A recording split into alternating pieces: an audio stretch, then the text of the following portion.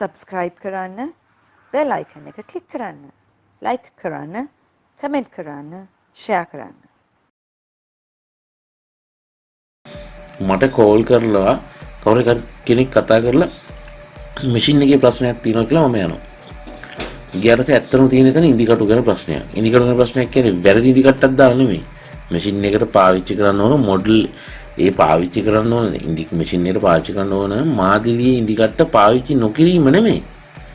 එතන තියෙන්නේ බාල ඉන්දිකට්ටක් පාවිච්චි කරපු එක. මැෂින් එකේ කිසිම ගැටලුවක් නැහැ. සරල ප්‍රශ්න ජරා ඉන්දිකට්ටක් දාලා. එතකොට අපි ඉස්සෙල්ලම්ම බලමු ඉන්දිකටුව දැන් හොඳ ඉන්දිකටුවක් කොහොමද දැන් එකපාරටම අපිට ඔක්කොම ඔලුවට දාගන්න බෑනේ.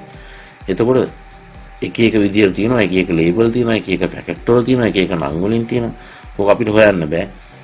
නමුත් අපි කොහෙටද කියලා ඉන්දිකට්ටක් ගන්න ගියාම ඉන්දිකට්ට දිහා බලපුවාම අපිට ඔලුවට දාගන්න පුළුවන් මේක හොඳ ඉන්දිකට්ටක් කියලා.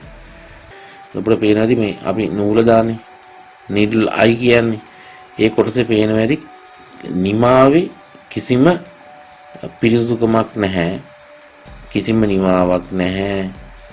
කර්ව් දැන් needle I එකට උඩින් තියෙන කර්ව් එක පේනවා. ඒකේ කිසිම ඒකාකාරී බවක් නැහැ.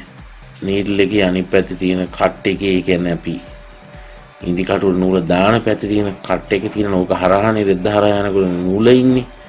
ඒතකොට ඒකෙත් කිසිම නිමාවක් නැහැ. එතකොට ඒ වගේ ඉන්දිකටුවක් අපි පාවිච්චි කරොත් මහානගර නූල් කැඩෙන්න පුළුවන්. ඒ වගේ ප්‍රශ්නේ තියෙනවා. ඉතින් දැන් මම හිතනවා දැන් මේකේ තියෙන අක්‍රමවත් බව ඉන්දිකටුවේ ක්වොලිටි එක අඩුයි කියන එක මේකෙන් පේනවා ඇති කියලා. මේක ඇත්තටම හොඳ ඉන්දිකටුවක්. දැන් ඉස්සෙල්ලේදී අපි දැක්කා අර ඒක දිලිසෙනවා. නමුත් ඒකේ කිසිම මේ ක්‍රමවත් බවක් නැහැ. දැන් මේ තියෙන්නේ ඉන්දිකටුවේ ඇතුල් පැත්ත. අපි සාමාන්‍ය මැෂින් එකේ කරන ඇතුල් පැත්ත මම මේ පෙන්නන්නේ.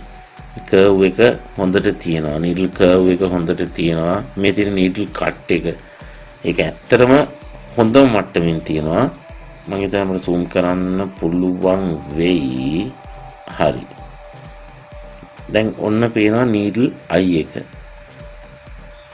ඉන්දිකටුව අතරේ නූල ගියාට පස්සේ පොඩ්ඩක් හරි හිර වුණොත් අපි කිසිම වෙලාවක සැලකිලිමත් වෙන්නේ නැහැ ඉන්දිකටුව මොන මට්ටමක තියෙනවද කියලා. දැන් මේ නීඩල් I එකකින් පේනවා ඇතුලෙන් යන නූලට කිසිම හානියක් කරන්නේ නැහැ. ඒක හරිම ස්මූත් විදිහට සිදුර තියෙනවා. ඊට පස්සේ මේ දිනේ මෙන්න මේ කොටසට සාමාන්‍යයෙන් කියන්නේ මේක හරිම සුමුදුයි. මේ හොඳ ඉන්දිකටුවක් ගණන් වැඩි. හැබැයි හොඳ ඉන්දිකටුවක් නූල් වලට කිසිම අවහිරයක් හානියක් කරන්නේ නැති ඉන්දිකටුවක්. ඒතකොට මේ නිමාවේ වුණත් අපිට පේනවා මට සිනිඳු ගතිය. අර මං කලින් පෙන්වපු එකේ තිබුණ අර දෘಢ ගතිය, රෆ් ගතිය නැහැ.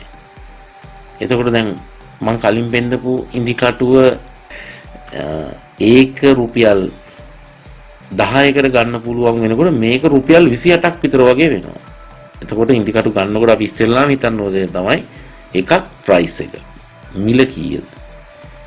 අපිට ලේසියෙන් හොයාගන්න පුළුවන් ක්‍රමය තමයි පැක් එක. පැකට් එක.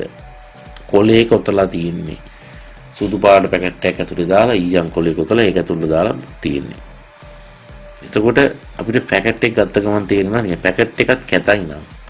පැකට් එක වෙනුවෙන් මුදල් වැය කරලත් නැත්නම් එතකොට ඒක ඇතුළෙම අපිට තියෙනවානේ අපි හොයන දේ ගැන සංඥාවක්. එතකොට ඉස්සෙල්ලාම බලන්න ප්‍රයිස් එක ඉන්දිකටු ගන්නකොට. හොඳ ඉන්දිකටු ලාභයට හම්බෙන්නේ නැහැ ගණන් වැඩි. ඒ වගේම හොඳ පැකට් එකක තියෙනවා.